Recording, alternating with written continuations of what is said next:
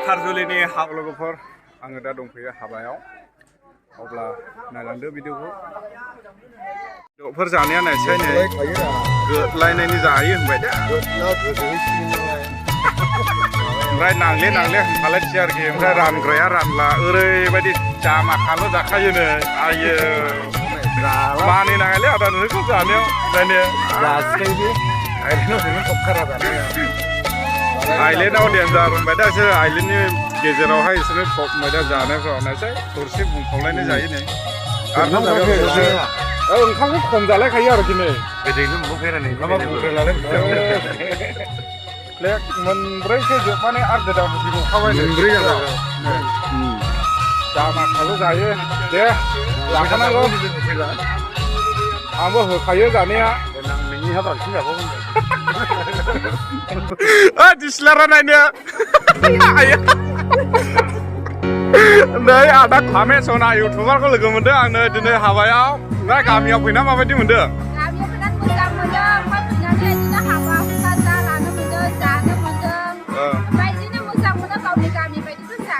ओमफ्राय थांफिनगोन नामा?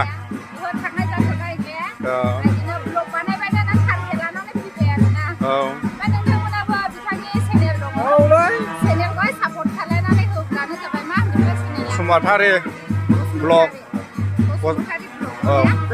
इउटुबार लोगो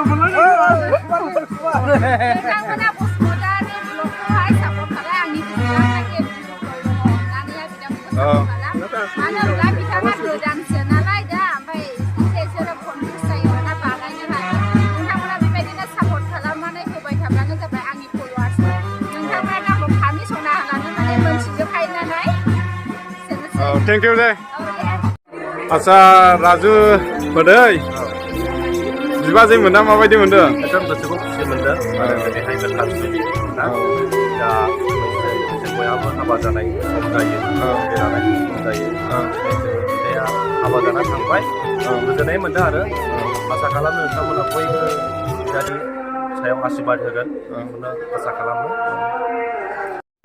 राजु दैमारि ब्लग बयबोथ' सिनायखायोआनो बिथांखौ ओमफ्राय दा माला थांफिननाय जागोन?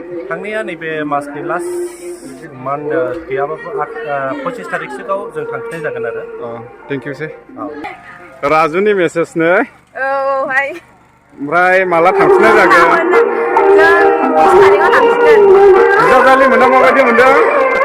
जोबोद खुसि लोगो मोनलायबाय नालाय एसके ब्रादारखौ लोगो मोनदों ने हाबायाव मोजां ओमफ्राय राजुनि बिदानि हाबा जाफैबाय आङो हाबायाव फैनानै जोबोद मोजां मोनदों ना? बिराद मोजां दे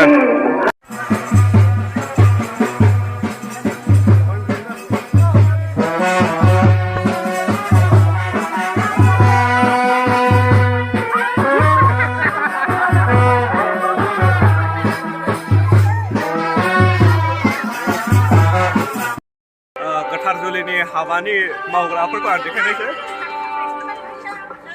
बिसोरो ओंखामनि ओंखाम रानग्रा नायलांजोबदों ओंखाम रानग्राफोरखौ आंनि इउटुब चेनेलफ्रावहाय